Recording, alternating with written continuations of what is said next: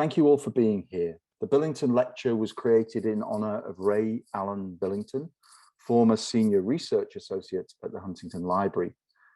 A lecture endowed for the specific purpose of addressing an aspect of the history of the American West. And past lecturers have included Ben Madley, Carl Jacobi, Neil Foley, Anne Hyde, and Ari Kelman. So there's no pressure at all there, Jesse. Jesse Alemán is Professor of English at the University of New Mexico, where he has taught since 2011. He holds his first degree in his MA from California State University and his PhD in English from the University of Kansas.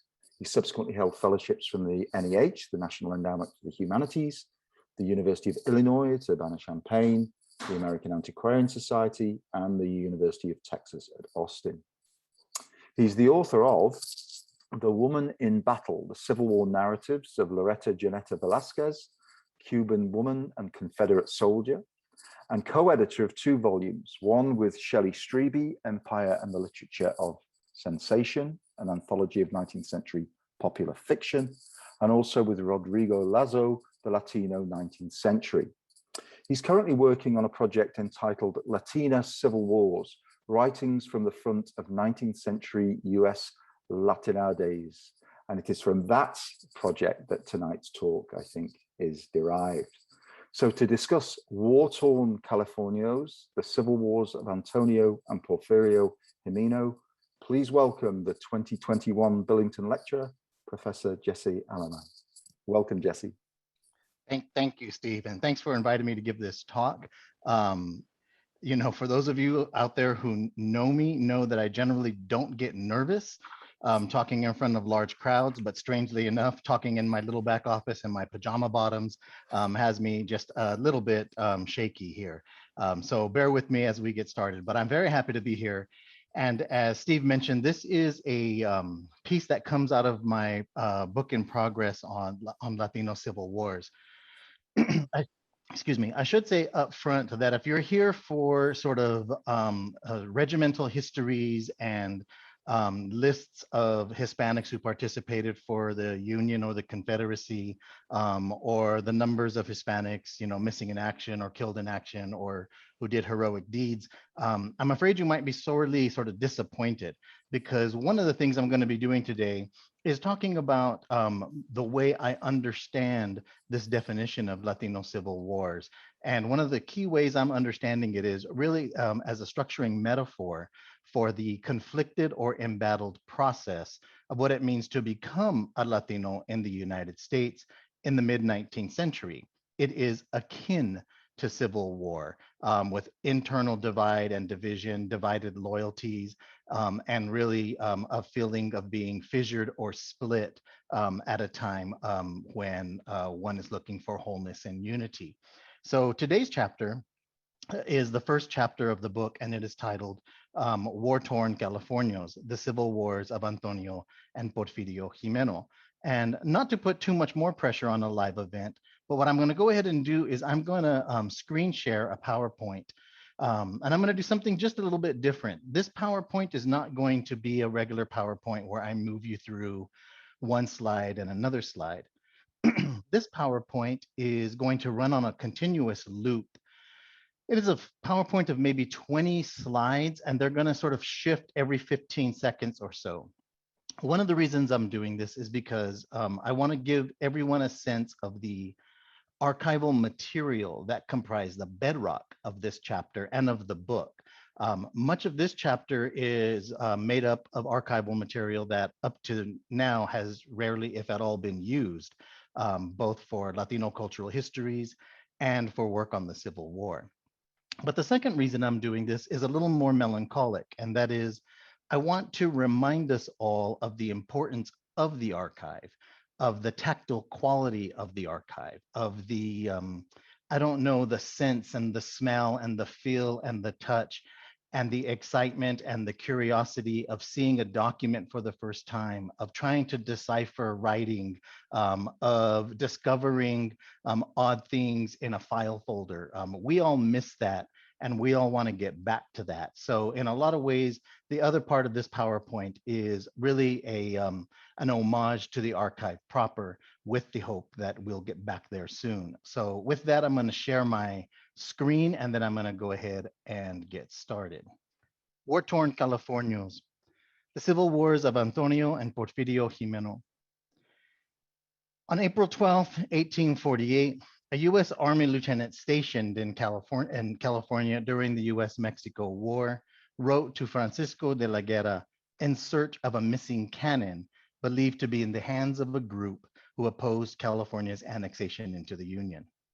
With diplomatic tensions on the rise, the first lieutenant pressed de la Guerra. That gun must be returned, and the persons who took it delivered up. Unless you can do this, the lieutenant warned, some influential men in your midst will suffer a penalty. Francisco denied any knowledge of the lost gun, and the scandal continued in the press with accusations of California intrigue, insurgency, and rebellion. To his credit, De la Guerra never gave up the names of any suspects, if there were any in the first place, and the cannon turned up a decade later, found buried in the Santa Barbara sand. Nevertheless, the missing cannon affair, as Luis Pueblos calls it, not only solidified the political reputation of the De la Guerra family, but it also marked the first engagement between the elite Californio family and William Tecumseh Sherman, who saw no action during the US-Mexico War, except for his letter-writing campaign against Francisco. Sherman served as a staff officer and spent much of his time surveying California's towns, mines, and resources with fellow Lieutenants Henry Halleck and Edward Ord. After the war, he continued scouting the region. And when his surveying took him to Monterey, he stayed with Angustias de la Guerra, sister of the aforementioned Francisco. At the time, she was married to the politically prominent Manuel Jimeno Casarín, but she was also a significant political player in her own right. The boarding arrangement proved to be mutually beneficial because when Sherman returned to New York in January 1850, he took up the responsibility of escorting 2 of Angustia's 11 children to school. Sherman recalls in his memoirs, quote, I again was welcomed by my friends, Doña Agustias, he misspells her name, Doña Agustias, Manuelita, and the family. And it was resolved that I should take 2 of the boys home with me and put them at Georgetown College for education, viz. Antonio and Porfirio, 13 and 11 years old. The Doña gave me a bag of gold dust to pay for their passage and to deposit at the college. The group departed Monterey on January 2, 1850, and after a month-long trip, they arrived in New York, where Sherman dropped off the Jimeno boys, quote, at Delmonico's on Bowling Green, close quote. Their route took them in the opposite direction of gold rushers who traveled west to California during the same period. And their stop at the hotel proved to be historically significant for the boys and the rest of their California kin. As the lore of Delmonico's has it, quote, an army officer made straight for the hotel when he landed at New York early in 1850, bringing the first official reports of the gold being scooped out of the streams of California. His name was William Tecumseh Sherman, close quote. It seems a terrible irony that Antonio and Porfirio's bag of tuition inadvertently fueled the rush west. After all, the gold rush and mass migration of Anglo-Americans to California led to rampant anti-Mexican violence and the systemic disempowerment of the California elite. Yet, we should also understand this scene as the start of the culturally conflicted formation the Jimeno brothers will undergo to become Mexican Americans during what I call the long Civil War years.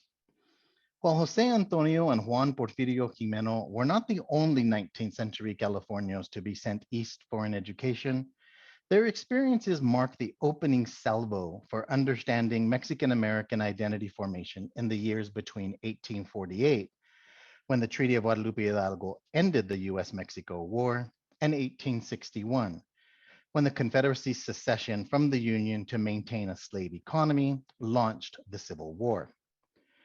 Theirs is a story of uneven cultural transformations as they travel from west to east, from Mexican California to the Anglo-American seaboard, from rancho ruralism to urban industrialization, from boys to young men, from Spanish to English, gaining fluency along the way in Anglo-American culture. Such social transitions for US Latinos then and now are fraught with social and psychological fissures that split us in the name of assimilation, education, and socialization. We now call these first generation stressors, by the way, for those of you who are in education. These are uneasy transformations, conflicted in terms of language and cultural belonging, and vexed with the personal and social struggles of alienation that attend formal and informal educations. The first front of the Latino Civil War, then, is not on the military battlefield, but on the theater of cultural change in the 1850s, when Latinos like the Jimenos found themselves in a war between states of being that would leave them shell-shocked by the time the Civil War broke out. This first section is called The War with Words. It's unclear if Angustias sent the boys out east out of elite hubris, a newfound interest in liberal principles, an unlikely conversion to American ideals, or as a last-ditch effort to see that her young sons gained the educational, social, and linguistic skills to navigate California's transition into the Union. Whatever the case, the private East Coast education for two children came at a cost more than a bag of gold dust to cover. Georgetown's 1848 annual tuition was $200, including lodging and meals, but excluding books, supplies, and uniform. So the prospect of educating two boys at the same time was an expensive venture, especially when California wealth was on the decline. Funds dried quickly. By 1853, Sherman wrote Angustias on the boys' behalf, requesting quote unquote pocket money. And by 1856, on the eve of the boys' return to California, the president of Georgetown himself sent Jose Antonio's unpaid tuition bill to their uncle, Alfred Robinson, after receiving no answer from the Jimeno parents. They owed $876.02. Almost from the start, the boys didn't fare well. They remained at Georgetown College long enough to have their names transliterated on their respective admissions cards from Jimeno to Jimeno before being sent back to New York to board with Mrs. Margaret Gordon Mead for care and tutoring. Quote, they require the care of a female, Miss Mead explains to Sherman. The boys arrived to her with sores on their heads, she noted, and they also needed to improve their English language fluency. A doctor considered their condition, quote, a disease of the head, presumably implying that it's more psychological than physiological. And Father James Ryder, the president of Georgetown at the time, further reported to Sherman that it fell on Mrs. Mead to shave their heads and treat the sores, which she did, quote, with a mother's affection. I'm reminded here, by the way, of what we can recall as all of the humiliating experiences of having one's head shaved to check for quote unquote lice or fleas, the piojo politics of what it means to be Chicano and Chicana and Native as well in the educational system. In his first letter under Miss Mead's care, Jose Antonio put the situation like this. I hope you will not be anxious, ANSCOUS, he says. I hope you will not be anxious that we are not in college. But you know that we are very ignorant. Besides, our heads are not well yet, close quote. That was to Sherman. It's this educational experience, structured by physical, psychological, and linguistic trauma, that marks the embattled process of becoming Mexican American for the boys.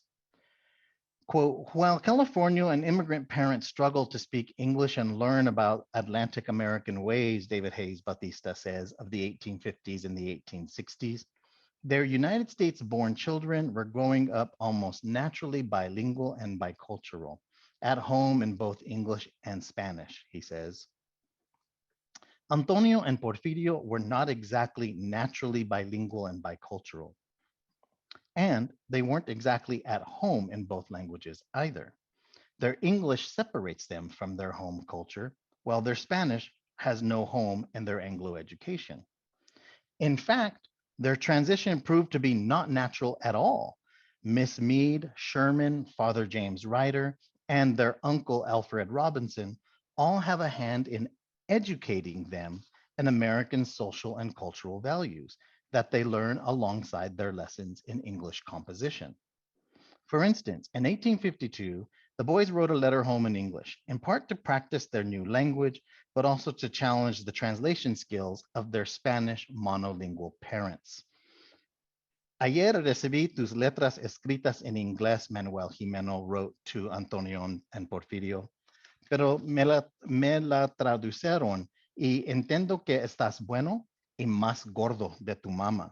Yesterday I received your letters written in English, but I translated them, and I understand that you're well and fatter than your mama.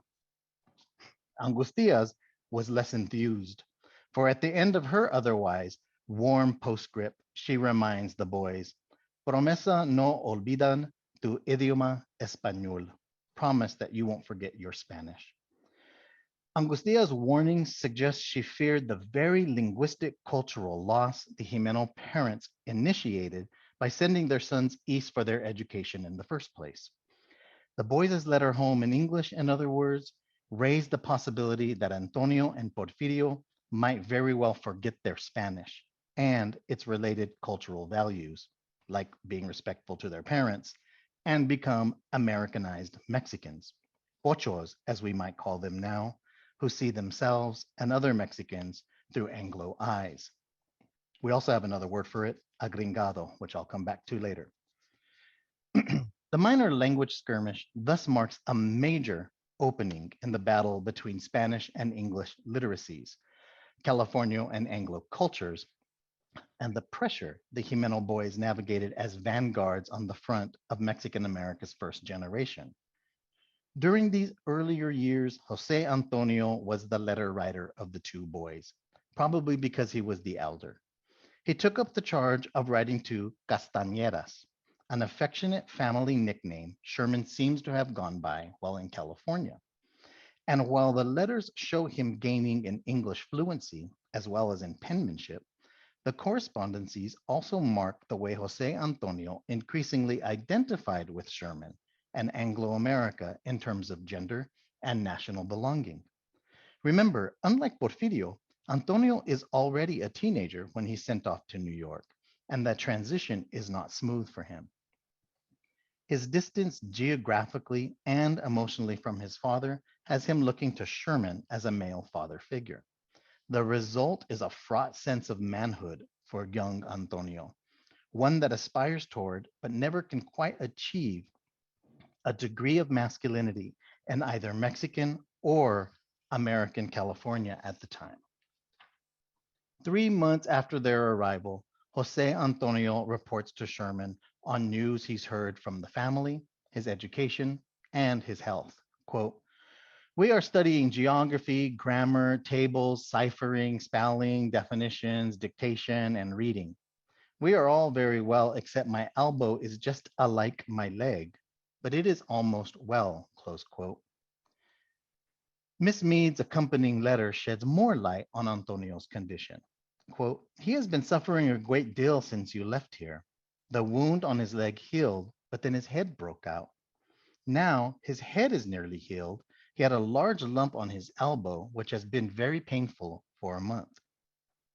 Antonio has had a flare-up of sorts following Sherman's visit. He misses Castañeras, who connects him to his California family and who seems to stand in for them during Antonio's isolated and infirm stay in New York. So he physically reacts to Sherman's departure. His body attacks itself, as it breaks out in boils and sores on head, leg, and elbow. The letter also marks another outbreak of sorts, a linguistic one. Miss Mead characterizes the note as quote unquote an effusion. At first, there doesn't appear to be anything overly effusive about the letter. However, Antonio's repetition of Castañedas throughout is telling. It is Sherman's nickname, an intimate family pet name that Antonio repeats 4 times in the one-page note. Castañedas, we received letters from home today. Castañedas, we received another letter from uncle. Castañedas, Don Enrique came to visit. Castañedas, Miss Mead is very well. The repetition conveys a degree of Spanish language intimacy in an otherwise English language text, making Antonio's growing casualness with which he corresponds with the US Army captain in English, but retains and repeats the familiar sound of Spanish. It's worth remembering here that Sherman is fluent in Spanish, so Antonio is choosing to write in English, probably because he has to practice the language under Miss Mead's care. We see in this letter 2 languages, English and Spanish, competing for expression as the young Californio comes of age by writing to Sherman in English, but with Spanish feeling, so to speak. He closes his letter by referring to himself as Sherman's friend and hermano. Besides the use of formal names and Sherman's nickname, hermano is the only Spanish language word in the letter. What Miss Mead characterizes as quote unquote effusions, then, might very well be Jose Antonio's embattled expressions between English words and Spanish structures of feeling that occur across his letters. For instance, he opens his letter, "My dear friend Castañeda." This is a conjoined English and Spanish language greeting. It combines a normal English salutation, "Dear Castañedas" or "Dear friend," with what in this case would be a warm, informal greeting to a family friend, "Estimado amigo." The hidden Spanish salutation, transcribed literally into English, explains the ornate greeting. The letter's opening betrays the linguistic battleground that marks Jose Antonio's cultural transition, that here and elsewhere still bears the scars of coming into English. The phrase that he uses in the letter as well, "married with," to describe someone's wedding, similarly marks Spanish phrasing in an English structure. Jose Antonio is transcribing what would be casaron con, married with, instead of simply stating that they were married. In a different letter, anxious, ANXCIOUS, becomes anxious, ANSCIOUS, in a homophonetic translation, right? The X is being replaced with the SC. While details across his writing, such as using alike rather than like, serves as reminders that the transition from Spanish to English is never seamless nor smooth, linguistically, culturally, or even personally. In short, the letter maps the internal social linguistic battle between Spanish and English language literacies and their related cultural codes that give formation to Jose Antonio's Mexican-American identity. This is what makes it a piece of Latino Civil War writing. It shows Latino expression at war with itself under the banner of learning English. Jose Antonio's education corresponds to yet another conflicted process, his vexed gender identity. On July 11th, 1852, Antonio, now roughly 15 years old, strikes up a political conversation with Castañedas, man to man, as it were. Regarding the death of Henry Clay on June 29th, Antonio writes, quote, "We had up a flag dressed in mourning, so you see how much the people of America loved him, Clay, and I hope that they will do the same in St. Louis and all the places his body is carried to," close quote. The tone is strikingly different from the previous extant letters, especially in the topic he takes up. And there's a confluence between his noting how much the people of America loved Henry Clay and how much Antonio himself seems to be moved by Clay's death. Quote, "I hope you will have the pleasure of seeing his body or funeral," he says to Sherman. Something akin to cultural assimilation by way of national mourning has Antonio both noticing the funeral practices of Anglo-America, but also participating in them and taking it all to heart. In The Belly of the Beast, as Jose Marti would later call the United States, Antonio reads about Clay's death, must certainly have been in conversational circles about it, lives under the sign of national mourning for the statesman, and seems to have been genuinely moved by it to the point that he recounts to Sherman Clay's reported death scene. By way of Sherman, Miss Meade, and the national mourning for Henry Clay, Antonio is becoming Americanized, interpolated, as it were, into Anglo-America by letters, literacy, language, and a growing relationship with Captain Sherman under the watchful teaching of Miss Meade. The extent of Antonio's transformation can be summed up in a long letter Miss Meade writes to Sherman on July 17, 1852, a few days after Antonio's note above about Clay. She begins by characterizing the younger of the two boys first. Quote, Porfirio is very much amused at your idea of him being a priest. Why, the boy's head is full of the army, and a drum excites him to a degree too amusing. I will be glad if he does go to West Point after graduating at Georgetown, for the discipline will bring him all right. This is all he wants, but he would be a daring and head over heels fellow if he did not curb his disposition to ride over his brother, close quote. As for the elder Jimeno, Miss Meade beams, Antonio has become as gentle and refined as a lady. He is the admiration of everyone. The juxtaposition is telling on different levels. First, it will shed light on Porfirio's later military service. Second, the note describes the concerted effort between Miss Meade and Sherman to socialize the Mexican boys, to bring them of age through a process of acculturation that they actively oversee. In a snippet, we see how Mexicans become Mexican Americans and how the process of assimilation takes hold unevenly. For if Porfirio refused the priesthood, Antonio, the elder, more loving, and at this point, the more literate one, becomes, quote, as gentle and as refined as a lady. His refined manners, acculturation, literacy, and expressive gestures, all taught to him under Miss Meade's care, seem to counter his own attempts to relate to Sherman as a man, quote unquote, in the absence of his father, undoing, as it were, his work to write himself into Mexican masculinity via letters to Castañeras. Instead, the education of Jose Antonio has left him fluent in English and as refined as a lady. Section 2, the war with home. The war with home. As it turns out, the boys never completed their formal educations. Instead, they returned to California sometime in 1856 to a new domestic situation. While the boys were in New York, Manuel and Angustias formally separated in 1852 and pulled Antonio and Porfirio into their domestic battle.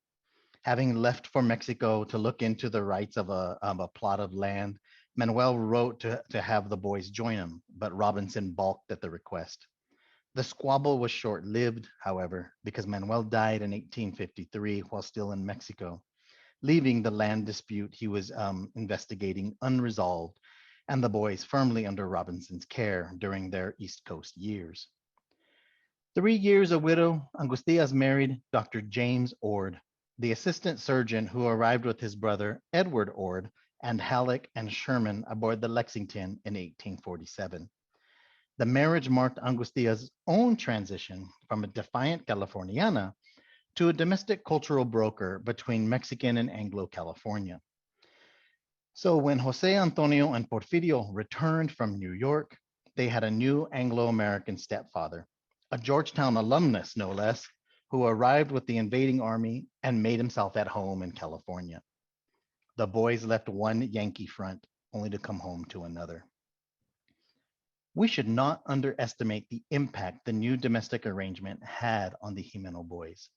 To put it into perspective, while the boys were undergoing their socialization into dominant culture, they were also collateral damage of a domestic civil war, as their parents seemed to have both put the boys in the position of choosing one side over the other.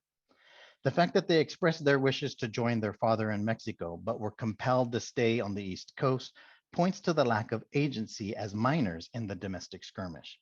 To compound the situation, their father died unexpectedly during the thick of the dispute, and what the boys must have felt as a painful dissolution of their house already divided. And to add to the injury, the two brothers would have never known that when they left for school with Sherman, they would never see their father again. Finally, in the coup de grace, the boys returned home to an Anglo stepfather and a new domestic union.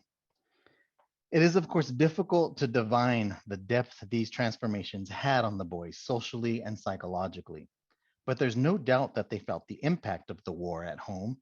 If for no other reason, then they literally returned to the very colonial front that they left behind on the East Coast. The California to which they returned was also changing for the Latino population. As elite Californios struggled to keep their political power, the state's Latino population became increasingly diverse. Intellectuals, immigrants, and laborers from Mexico and greater Latin America converged on the state and began to establish a political culture that pulled California regionalism into larger debates about liberalism and republicanism and the place US Latinos were going to occupy in the United States. The 1861 outbreak of the US Civil War gave Mexican Californios the opportunity to declare their national allegiance. And amidst growing support to preserve the Union, State Senator Romualdo Pacheco suggested that volunteers from the state's Mexican American population should be enlisted and armed with lances in homage to their Mexican martial history. Any of you who know anything about Civil War artillery would know that it's outrageous to join battle with a lance, by the way, but we can talk about that later. In January 1863, the War Department authorized the 1st Battalion of Native Cavalry, the so-called California Lancers, to be mustered for service. And among those on the rolls of Company C was the 22-year-old Porfirio Jimeno. Company C was very much a family business, Prezaleski explains. Its two lieutenants, Santiago de la Guerra and Porfirio Jimeno, were the captain's nephews. Juan José de la Guerra, age 19, was among the ranks, along with more than a few other nephews and cousins, close quote. Such kinship companies tended to keep loyalty to the chain of command. But in the case of Porfirio, male kinship culture didn't exactly provide him familial support, as his letters from the home front demonstrate. 3 prevailing themes characterize Porfirio's letters. The first is that he finds military life sad, lonely, and ugly. The second is that no one seems to respond to his letters. And the third is the sociolinguistic slippage between English and Spanish that registers his degree of cultural transformation. His missives have their share of commonplace complaints: boredom, deplorable conditions, intolerable weather, and in Porfirio's case, the lack of good cigars. However, Captain Jimeno, Prezaleksi explains, was by far the best educated of the native cavalry's officers, but was also clearly a man of two worlds, close quote. His cultural elite standing no doubt has much to do with his feeling of alienation among fellow soldiers, who very likely did not have an East Coast education, while his sense of entitlement never seems to have waned, despite the shared hardships of camp life. After a, quote, horrible and terrible trip, he writes to his aunt, Josefa Maria de la Guerra, he arrived in San Francisco, solo y muy triste, sin ningún amigo, alone and very sad, without a single friend. 3 years later, he repeats the sentiment. Esta vida es muy triste. This is a very sad life. And more, he finds camp life stationed at drum barracks the same, triste y feo, sad and ugly. He closes by reflecting, "Además pensaba que era tan triste la vida de un militar, pero tengo que aguantar. I never thought a soldier's life can be so sad, but I have to endure." A month later, he seems to have resigned himself to his lot, as he repeats to his aunt, La vida de un militar es muy triste, pero ¿qué vamos a hacer? A soldier's life is very sad, but what can we do?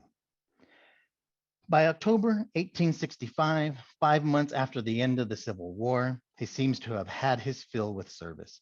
Writing from Fort Mason, Arizona, where the native cavalry was dispatched to contend with the Apache, Porfirio laments, Este es un país triste, feo y casi sin gente civilizada. Lo que de hablo nomás es Apache y Apaches. This country is sad, ugly, and almost without civilized people. One speaks of nothing but Apaches and Apaches. Over the 4 years he wrote home, Porfirio's frustration about the lack of response becomes a rising tide of sadness, confusion, and anger. And he slowly begins to wage a passive-aggressive war of words with home.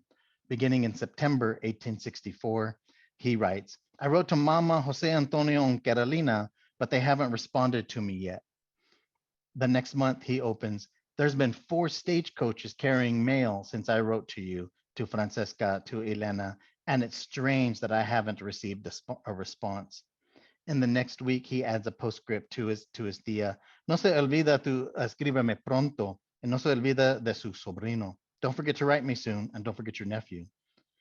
Finally, after a year of relative silence from home, Porfirio pens a vicious note from Fort Yuma, Arizona, that betrays the extent to which his emotions, his sadness, loneliness, entitlement, and feeling of alienation boil over into a one-sided war with words with his aunts. Queridas tías, si no fueran tan flojas, le escribía más, pero le he escrito 2 cartas a las 2 y ni una he contestado, y por eso no quiero escribirles más largo. Ya, excuse me, ya saben cómo dirigir mis cartas, porque si querían, escriban, y si no, váyanse al choriz, cochinas. Algún día me va a pagar. Adiós, adiós, saludos a todos. The original is in a little bit of a bad shape, thus some of the words there seem a little bit odd. Dear aunts, if you weren't so lazy, I'd write to you more. But I've written you 2 letters. I've written 2 letters to both of you, and not one of you have answered. And so I don't want to write to you anymore. You know how to send my letters if you want to write. And if not, go to hell, cochinas. One day you'll pay. Adios, adios. Give my regards to all. I left cochinas untranslated in both because it's a word that just really is an insult that just doesn't quite translate. Educated, bilingually literate, and certainly entitled, Porfirio is not alone at home, is not at home in camp. But he also doesn't hear from home when he writes from camp. He's alienated and isolated from both. He finds no solace in his male military company, even though he's enlisted in a company comprised of his extended male family, and he rarely hears back from the women he writes to at home, leaving Porfirio isolated between these 2 gendered worlds. His letter from drum barracks to his younger half-sister Rebecca captures his melancholic anxiety that even his own immediate family will forget him. Dear little sister, I wish you a Merry Christmas, and on Christmas Day, give Papa Grande, quote unquote, a kiss. Another to Papa, 1 to Mama, 1 to Jose Antonio, 1 to Carrie, also to Santiago and Henry, and tell them that the poor soldier, tu hermanito, has nothing more to send them but a kiss to his hermanita Rebecca. Goodbye, sister, and never forget in your prayers your brother who loves you. Porfirio's letters comprise a veritable passive-aggressive war of words with his family, whether it be the vitriol with which he shells his aunts or the melancholic Christmas notes he sends his half-sister. The letters betray his embattlement with home and family. He's torn between loving them and berating them, missing them and wanting nothing to do with them, remembering them and fearing that they've forgotten him. While this frustration might be characteristic of many war letters from the front, it takes on added significance in Porfirio's case because he's in fact surrounded by a company of family whose martial masculinity has no place for the younger Jimeno's emotive outbursts. Yet, his letters also betray his linguistic double identity. Describing his march from Drum Barracks to Carrizo Creek en route to Fort Yuma along the Colorado River, Captain Jimeno writes to his uncle, Pablo de la Guerra, quote, Hemos tenido un lindo viaje de drum barracks a este punto, via hell, alias Carrizo Creek. For heaven's sake, never come this way if you can help it. You will surely melt. Thermometer every day in the shade, 112 to 116. Wind, none. Scorpions, thick as molasses. Flies, still worse. And when we want to drink cool water, we have to boil it and drink it immediately or else it will get hotter. Es imposible dar una descripción de este punto. His last line reads, it's impossible to describe this place. Linguistically, his letter moves along a bilingual front that wages a war of representation, with his English offering the very description of the trip that his Spanish proclaims cannot be represented. Here is what Walt Whitman called in a different piece, the unwritten Civil War, written, as it were, as a war between English and Spanish, vying for the field of Porfirio's letter. Not surprisingly, at the war's end, Porfirio did not return home. Instead, he headed to Mexico to purchase the land that his father set out to settle 14 years prior. Quote, now that Max is clearing out, and he's referring to the Emperor Maximilian, now that Max is clearing out, Porfirio writes to his stepfather, the value of property is ascending. I hope so. At least after 14 years of waiting, we ought to get something, don't you think? What's striking about the letter is the investment opportunity Porfirio sees in Mexico's regime change. Much of his letter assesses Mexico's quality of life and economic potential, and both come up wanting through his now Americanized eyes. He says of Mazatlan that it's truly Mexican, quote unquote. The temperature is good, but in the middle of the day, it's very hot. Finally, they say that between 11 and 3, no one but beggars and dogs are on the street. I, of course, don't go out between those hours, close quote. And he continues, tell Uncle Miguel that if he wishes to speculate on horseflesh, he had better not come here because everybody rides on burros, quote unquote. I have not seen a horse since my arrival. They have many fruit trees here, coconut, banana, etc. I hardly taste it because I don't think they're healthy, close quote. Put bluntly, people, Porfirio sounds like an Anglo-American expansionist weighing Mexico's worth in investment, quality of life, and governance, and finding them all lacking. His audience might be part to blame, as he's writing to his Anglo stepfather who bankrolled the trip, but his bilingual letter betrays his larger bicultural rifts, a split sensibility by which the young boy who launched off for New York with Sherman for an education has returned quite literally to his father's land, but sees it through the alienating gaze of Yankee eyes. After all, his missive from Mazatlan seems to linger on one central issue. Mexico is simply too Mexican for him. Jose Antonio too struggled to reintegrate into California culture after returning from New York. In 1857, he became a printer for the True Californian newspaper, a job that Sherman, who was then living in San Francisco managing a bank at the time, helped him to secure. And in 1860, he served as an inspector for an electoral board. Soon, however, he took ill again, and though he tried to keep up his duties as an electoral inspector, he suffered from serious physical debilitation. Sigo malo y grandes dolores, narcóticos ya no me hacen efecto para dormir. I continue to be ill and in great pain. Drugs no longer have an effect on me to let me sleep, he writes to his uncle. He was most likely not physically fit for duty at the outbreak of the Civil War.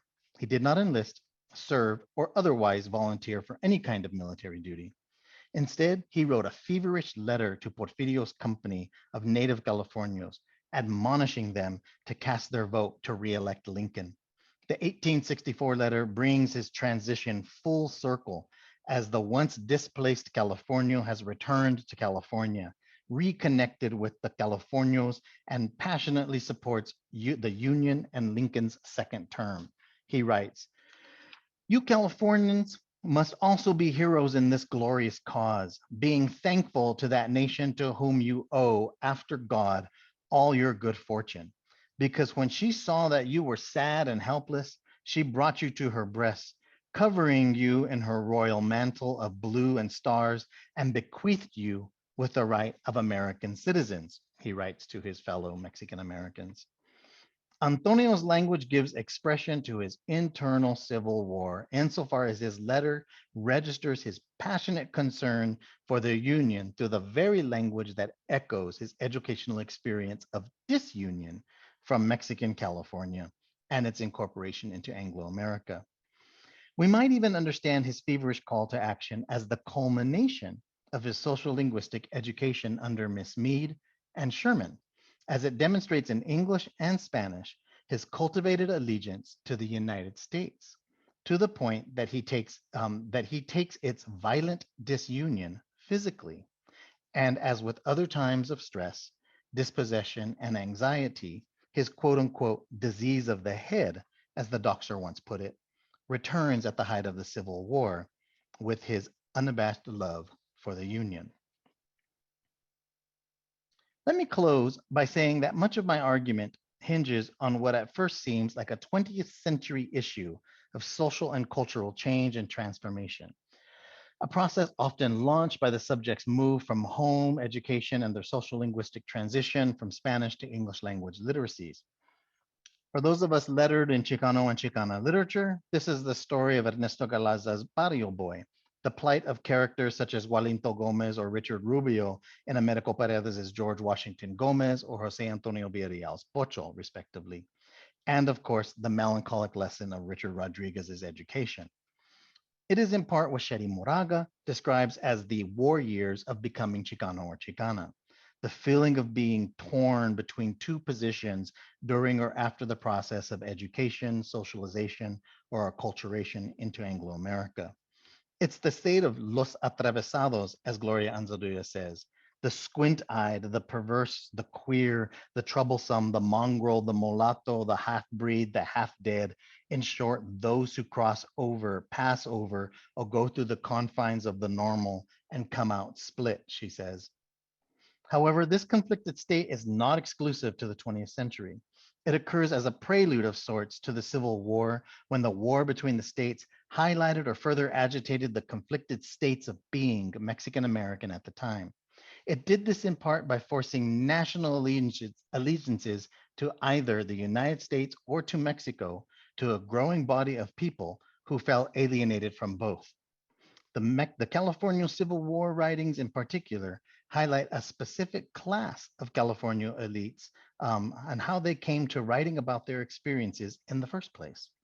Porfirio's story is one of coming into writing, of navigating Spanish and English to the point that in his last extant letter to his Anglo stepfather, he reports on Mexico agringado. His older brother, Jose Antonio, doesn't fare much better, as his letters from the Yankee front during the interwar years reveal the degree to which Mexican-American acculturation does him physical and psychological violence, leaving him bedridden, feverish, and on painkillers that no longer have effect. Their Civil War writings, I maintain, are thus less invested in the issues of the Union, slavery, or states' rights, and more indicative of the conflicted states of becoming Mexican American. They are both war-torn by their geographical, social, linguistic, and cultural transformations into US Latinidad, Civil War survivors of a different sort who were already divided across multiple fronts by the time the Union split. Thank you. Thank you so much, Jesse, for that amazing talk that was complete with astonishing images. I have many questions. I'm sure there'll be questions from the audience. Can I please encourage you to use the Q&A function at the bottom right-hand side of your Zoom screen to ask questions? Can I start with a basic question, which you almost invited at the beginning of your talk, when you briefly speculated about the motives for sending the boys back east? Could you elaborate a little bit on those motives? You gave a couple of options, but where does your own interpretation lie on motivation? You know, I don't really know, although I do think the last motive is probably the one that's the most logical, and that is Angustias believes sending the boys off to educate them on the East would better prepare them to transition for the new power regime in California. But we also should remember that Georgetown is Catholic, so it's also a Catholic education. Georgetown is not, this unheard of place to send, Mexican or Latin American elites at the time. So there is also the idea that they are being sent off for, to tend to their Catholic education. But I think the timing of it and the opportunity that she takes to send them off with Sherman, I think speaks to the last motive I give, and that is that in some ways she saw this as an effort to prep them to be first generationers, in the sense of being able to help transition and broker a new power regime with fluency, not just in English, but if I could put it this way, with sort of cultural fluency in Anglo-America, right? With sort of understanding the cultural and power dynamics that one can only learn by living in the belly of the beast for a couple of years and then returning home. So that would be my speculation there on that one, Steve. Right, thank you. So you partly preempted Lorena Venegas's question about faith. So it's clear that they're practicing Catholics, but what other evidence in the correspondence is there of their Catholic faith, if any? That is a fantastic question, and there is not much evidence at all from them of their expressed articulations of faith. That is something that, and I don't know who asked that question. I think you said Lorena, but that is a subtext that is also sort of spreading across my research on this book project. Is, one of the issues is the way that this generation also moves away from Catholicism, or at the very least settles in a fairly comfortable secularism, and uses that as a bridge to transition into Anglo culture. That said, Alfred Robertson, the uncle who oversees them, is very concerned about their Catholic faith. In fact, he pulls them out finally from Georgetown because he rejects Jesuit teachings. He says they're basically their deception and their lies. So, Alfred and by extension, his commitment to Angustias and the De la Guerra family is really trying to hold a particular line about, the Catholic faith. Most notably saying that the Jesuits are just spreading, deceptions and lies. But the boys themselves do not offer any kind of expressions or articulations of affirmations of Catholicism or any kind of faith, for that matter, in their narrative. So that's a fantastic question, and it's not unique to them. Several of these participants, both Mexican Texans, Californios, New Mexicans, and then Latinos, Cubans as well, rarely articulate certain degrees of faith. Thank you. So there are a couple of questions about the archives. So the basic question is how on earth you managed to trace them through a range of archives. So how was the research plan put together? And then the second question from Amy Gore, I think, is a really interesting one. In what ways might the archives have created obstacles for your project, given their complicity in white supremacy? So what archival gaps and silences have you encouraged with them? Both of those are fantastic questions. And I wish I could say, Steve, that I had a research plan for this, but I did not. I mean, the Latin phrase would be nolens volens, right? I just kind of went willy-nilly. And first and foremost, of course, one starts with where family names are. So Santa Barbara Mission Archives, right, and the De la Guerra collection. And I believe the Huntington actually has copies of some of that as well as copies of some of the Sherman letters that I reference from the De la Guerra collection. So first and foremost, I started with what was actually there. The really interesting thing about this, though, is once you get into a collection like the De la Guerra collection at Santa Barbara Mission Archives, and you see a name, a correspondence like William Sherman, it should raise a ton of eyebrows about, what is Sherman doing there, how and why. And what I love about Civil War historians and scholars is this was not unknown to them. They very clearly knew that Sherman, had a correspondence with Mexican Californios, that he did hard time in California, that he was fluent in Spanish, which he learned at West Point. So, I think it's newer to us. So for me, the plan was to sort of work backwards, to start with what was definitely there, and that is mostly Santa Barbara's archive for this chapter, then work through Sherman's collection, which actually was probably a lot easier because it's a lot more accessible. Right. And it is outright daunting to discover these two Mexican boys in the reams and reams and reams of you know, collection in Sherman's papers. From there, it was just really a simple sort of almost approach, a mathematical approach, right? If the boys went to Georgetown College, then the next logical step was to look at Georgetown College, Right. which actually has an Ord collection. And lo and behold, there's Angustias looking extremely, you know, grim in the Ord collection, very stern Right. for that matter. As well as the only extant, you know, proof that we have that they attended, and that is their admissions card. So Right. it was, and Georgetown, for those of us who know this, they keep immaculate records. So it was also very, I think, enlightening for me to just reach out to an archivist who says, yes, I'll get back to you, and by the end of the day, produce 2 cards and a photo. So Wow. I would say that that's really intriguing. But I don't know if that answers the question, because I didn't have a research plan. I almost just followed the boys. Yeah. And I followed the boys based on where their letters were addressed. I followed the boys based on where they were moving. And I followed them based on simple details like, you know, if they stayed with someone named Miss Mead, where did Miss Mead live? So it was a heck of a lot easier to find them by connecting them to their Anglo counterparts, because there's a whole bunch of material about Miss Mead.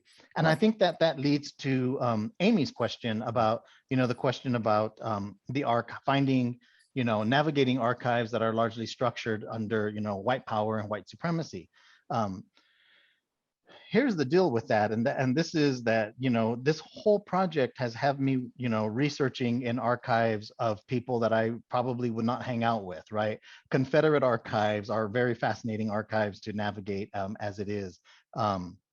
The Georgetown archive is very interesting because very recently Georgetown is having to come to terms with its complicity in slavery. And in fact, one of the aforementioned characters that I talk about, Father Ryder, you know, was a staunch advocate of slavery, and also, you know, gave a ton of anti-abolitionist speeches. So one has to sort of navigate carefully through, I think, those structures with, ironically enough, at least for me, the lessons that I think part of this chapter teaches us. And that is, if I go into an archive and look for Jose Antonio Jimeno with a J, I might not find him.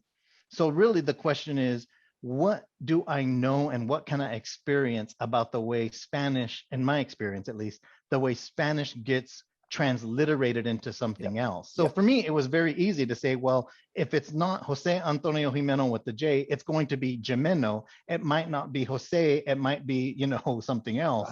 So it's really a matter of understanding and knowing those archives. But I think still the fundamental problem is, you know, how do we navigate these larger structures of research that really sort of, for the most part, tell the stories of Anglo-America and have to wade through those stories to find these very marginal and minor characters.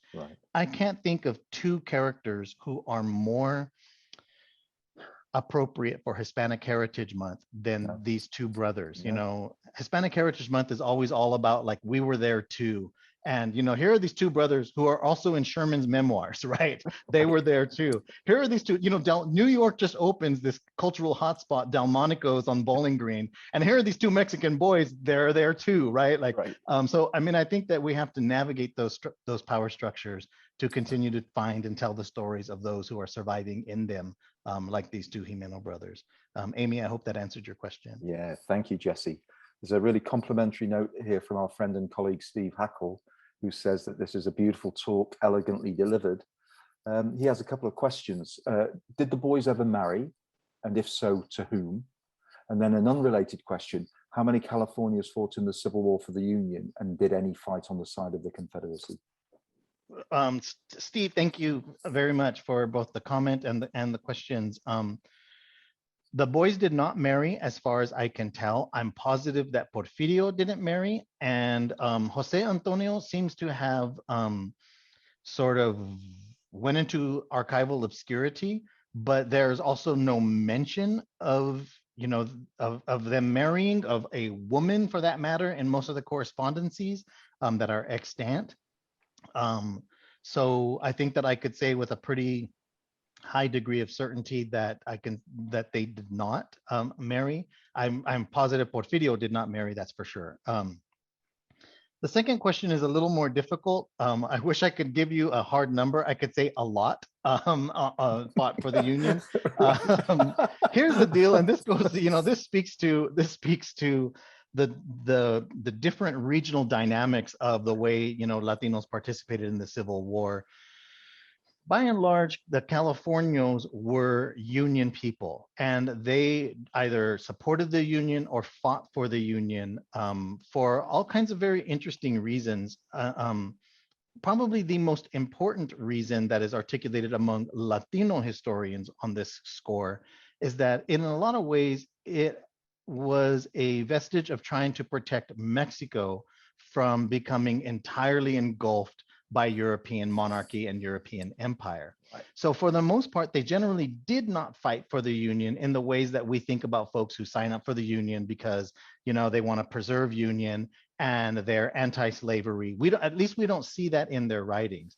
What we understand them is them joining the Union in a lot of ways to preserve and protect Mexico, right, and Mexico's as a free republic, right, from Maximilian and French imperial rule. So it's kind of like a deflected commitment. Right. This isn't the same for all Latinos and Latinas. I mean, obviously there were some who were deeply invested in supporting and who were pro-slavery and who fought for the Confederacy, in the name of white nationalism and in the name of preserving slavery. That was largely, folks on the southeastern seaboard, Latinos who were in South Carolina or in Florida, Cuban for the most part, but also South Texas. But in California, theirs was a very different connection here to the Union on that score.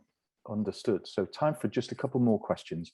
Peter Petler asks, does your research give you an idea of whether or not the brothers felt they were accepted by Anglo society? Did they have Anglo friends? That's a really, really good question. I don't know. There is nothing in their letters that show that. They have their main correspondence with Anglo people would be their uncle, Alfred Robinson, Miss Meade by force, and Sherman. Like Sherman they have a cache of correspondences with William Sherman. The rest of their correspondences are either obviously some business letters going on there, especially when Jose Antonio becomes a printer. He's trying to broker some business with a couple of folks who own a newspaper. But the rest are also these either one-sided letters or these sort of long letters to family members. And I think that's a really good question, because in a lot of ways, they never really take in the East Coast. They never really are able to gain any kind of personal social traction beyond the people that were immediately in their reach. Sherman, Miss Meade, Ryder, and Robinson. But once they come back to California, they also don't seem to take to California, of their generation either. We don't really get them corresponding with, fellow first generation Mexican Americans as much as you get them corresponding, at least extant correspondences with family and then with Sherman. So that is a really, really good question. If I were to speculate on the letters themselves, I would say they didn't belong in either place. Like they didn't feel like they belonged one spot, and they didn't feel like they belonged in the other. That would just be pure, unadulterated, non-historical, purely English professor speculation, and that's the best kind of speculation. Absolutely, no kidding. So can I close by asking the obvious micro-historian's question, and that is about typicality or representativeness. So clearly they're unusually well documented as a pair of brothers, but is their experience characteristic of a more general pattern, or are they exceptions? That is a really, really good question, Steve. And I would say that first of all, their experience is not characteristic only if we think about the fact that the large majority of Mexican Californios cannot be sent off East Coast with a bag of gold dust, right? Right. And I think like that's really, really important here. So what we're really talking about is the way a certain class of, in this case, Mexicans come into being as Mexican Americans. I think that that's really important because I think that process is characteristic of that kind of class movement and that kind of class mobility, right? Like the reason they're so vexed between English and Spanish is because they're literate and having to gain literacy in both, right? Which pulls their sense of national belonging in two directions.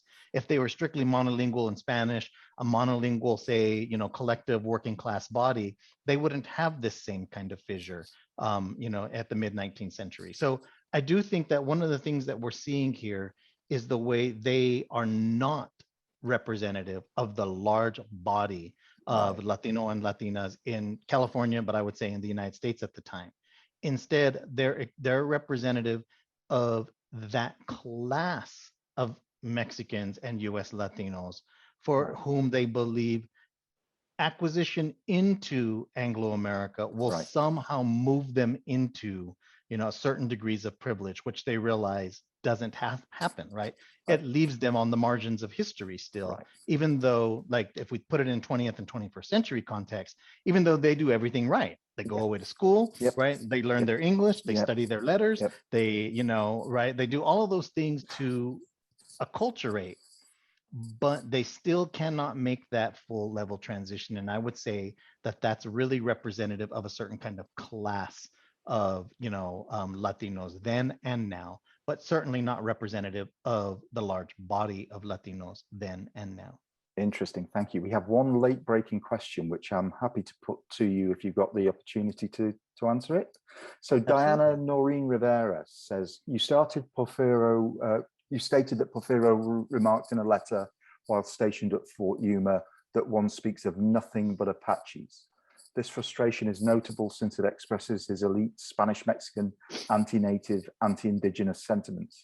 So can you speak more about what appears to be a rupture in the Civil War theme, as he appears frustrated that he is stationed, from his point of view, in an uncivilized Western outpost, removed from the central action of the Civil War?